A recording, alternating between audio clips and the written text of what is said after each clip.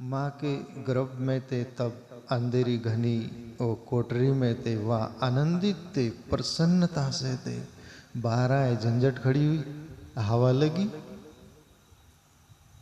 व्यास ऋषि का बेटा सुखदेव मुनि 14-15 वर्ष, कितने वर्ष हो गए थे उसको पता नहीं, वर्ष नहीं, महीना महीना, sorry, excuse me my dear. Vyas Rishi का बेटा सुखदेव मुनि माँ के गर्भ में से बाहर आने को तैयार नहीं। माँ परेशान है, कब निकलेगा ये गर्भ से। व्यास ऋषि प्रार्थना करता है, गर्भ में माँ से आप हो कौन, बाहर आ जाओ। सुखदेव मुनि अंदर से आवाज देते कि मुनीश्वर, पिता बोले न बोले, क्या बोले क्या नहीं, पर आवाज अंदर से आई, हे व्यास ऋषि, मैं बाहर आऊंगा, आते से ही ये जगत में मैं रहना नहीं चाहूंगा, मुझे हवा लग जाएगी, मैं फंस जाऊंगा, मैं जंगल की ओर रुख करूंगा। और घटना ऐसी घटी, ना आप सुने, आप लोग भी सुने होंगे भागवत में। सुखदेव मुनि माँ के उदर से निकले, वैसे जंगल की तरफ चले। व्यास ऋषि पीछे पीछे भागे। ये घटना घटी बोलते हैं। जगत की हवा न लग जाए, हमें ये हवा लग गई, हम वही मान लिए और उस पर चढ़ने लगे। तो कहने का तात्पर्य, मैं आपसे प्रश्न पूछा था कि आपको पता कब चलता है कि ईश्वर ने जो जिंदगी दी उसका मूल्य क्या था। आप बोल सकते हैं या निर्भीक रहिए, ईश्वर ने आपके लिए बगीचा लगाया है करुणा करके, और मुझे भी हवा भरी। मैं सोचता हूँ तूने किया क्या, वो बोलता है कि नहीं, मैं जो बोलूँ वो करना पड़ेगा। उसकी कठपुतली हो जाता है, फिर जो तू बंदर की तरह नचाए वैसा। तो आपसे मैं पूछा, ईश्वर ने जो हमें शरीर दिया, जिंदगी दी, उसका मूल्य कब पता चलता है। या आपको महसूस तो हुआ होगा, पर आप गौर नहीं किए। तो संत क्या करते हैं, स्मरण दिलाते केवल।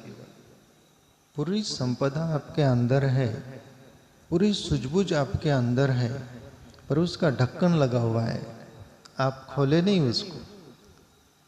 कोई साधु संत गुरु की कृपा से खोलने का प्रयास करता और उसका खुल जाता है, तो फिर वो बताता है कि इसमें ये है। अपना खुद का अनुभव कर लो, सबका अनुभव हो जाता है वाली बात। तो आप न बोल पाएंगे, आप सिद्ध लोग हैं। नहीं, आप सहज नहीं बोल पाते कि भाई बोलने जाए कुछ और बोला जाए कुछ। पर कुछ नहीं, मुझे इतनी खुशी होती, तसल्ली मिलती, आप भी हंस लेते, बोल लेते हैं, ये यानी प्रसन्न होते हैं। आत्मा का खुराक है ये सत्य की चर्चा, उसका गुणगान, भजन, कीर्तन, जो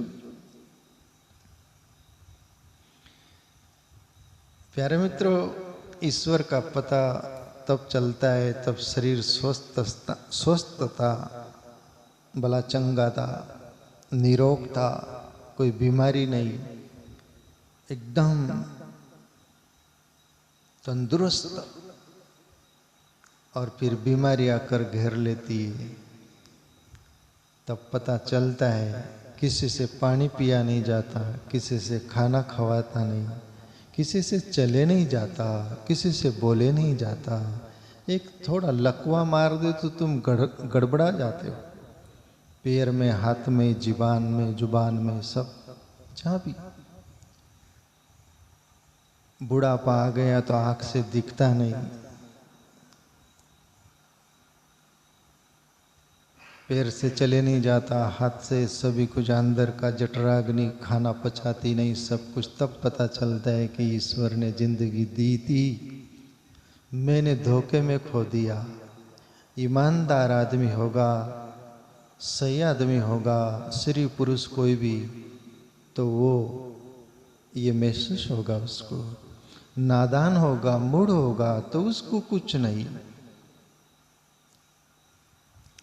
तो ईश्वर ने जिंदगी दी, एक मौका दिया। कैसा मौका? जैसा मकान होता है उसमें दरवाजा भी होता है कि नहीं? बिना दरवाजे का मकान है? दरवाजा क्यों? दरवाजा यूं, वो दरवाजा को पीछे कर दो,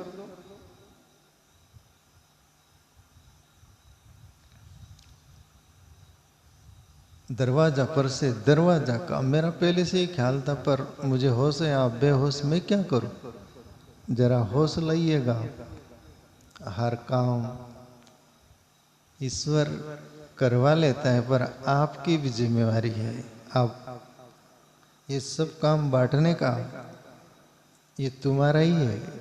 मैं निमित्त मात्र हूँ, मुसाफिर हूँ, आज हूँ कल नहीं। जब तक हूँ तब तक लाभ ले लिए जगह। नाना चर्चा चल रही, मैं नाना का ज्यादा नाम लेता हूँ, बुजुर्ग है आप में। मुझे चंद दिनों से ये महसूस होता है, ये आप लोग जो दिखते हैं ना, ये मेरे मित्र मंडल नहीं, ये मेरे देश के लोग नहीं, मैं कोई और देश का हूँ।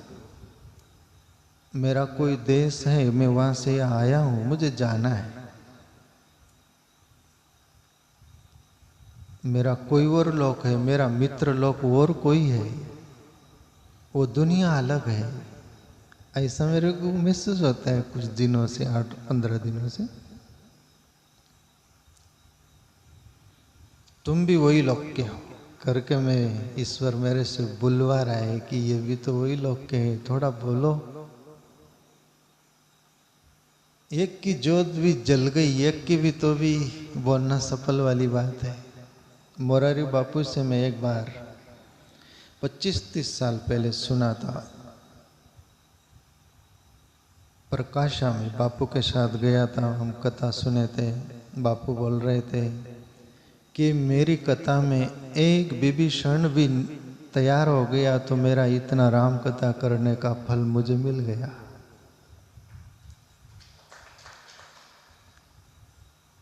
तुकाराम बाबा बोले अपनी ढंग से, बुढ़त से जन न पावे डोला, मनुनी कड़वड़ा ये तसे। बोले कोई डूबरा होता है तो उसको निकालने का ही वो होता है, डूबने नहीं देना चाहता है। तो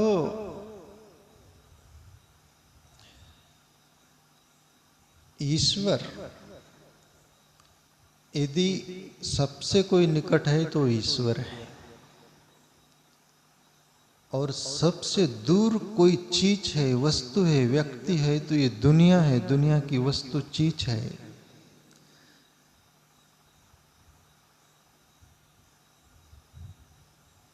अंदर ईश्वर है अपने अंदर, पर कभी गौर किया खोजने का, या उसको तलाशने का, या वो अंदर है ऐसा भी कभी माना?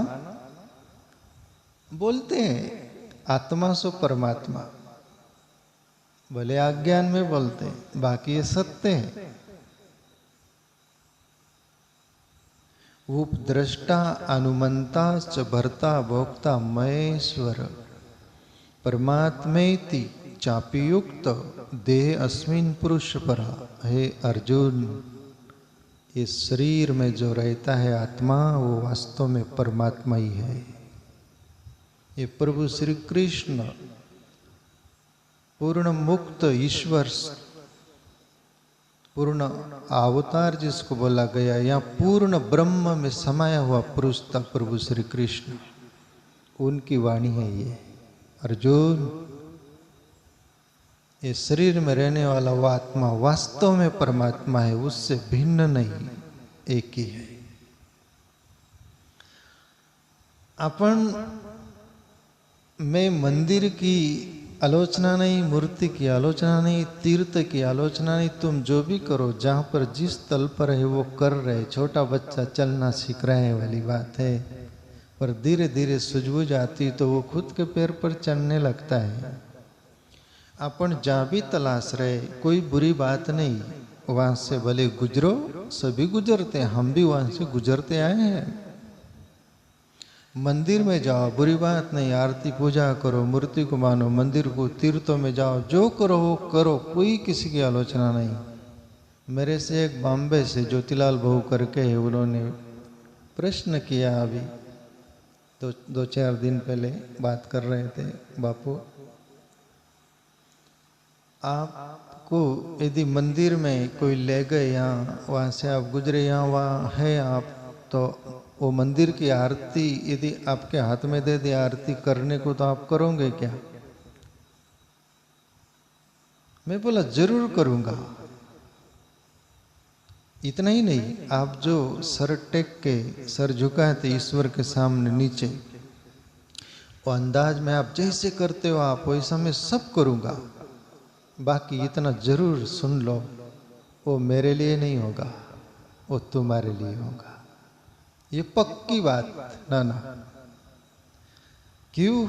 मेरे गुरु ने बताया है कि वो ईश्वर कहाँ है और उस पर चल रहा हूं मैं, और कुछ तो पता चला है वो कहाँ है। मैं वो ज्योतिलाल भाई को बोला, सबसे पहले वो ईश्वर मेरे अंदर है, फिर बाद में मंदिर में है।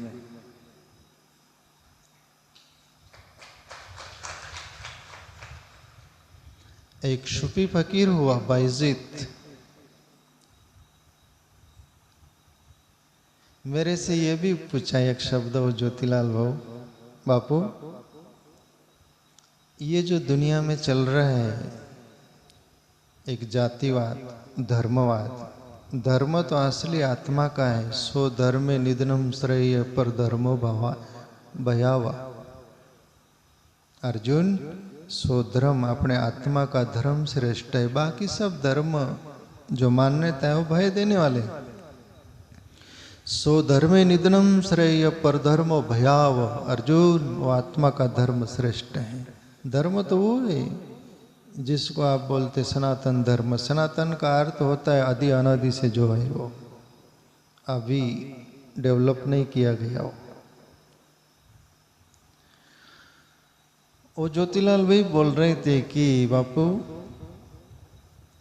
ये जो हिंदू मुस्लिम में चल रहा है सब, मेरे अंदर जो रियल है मैं परिचय दे रहा हूं। आप क्या संगठन इकट्ठा करोगे लड़ने के लिए, लड़वाने के लिए?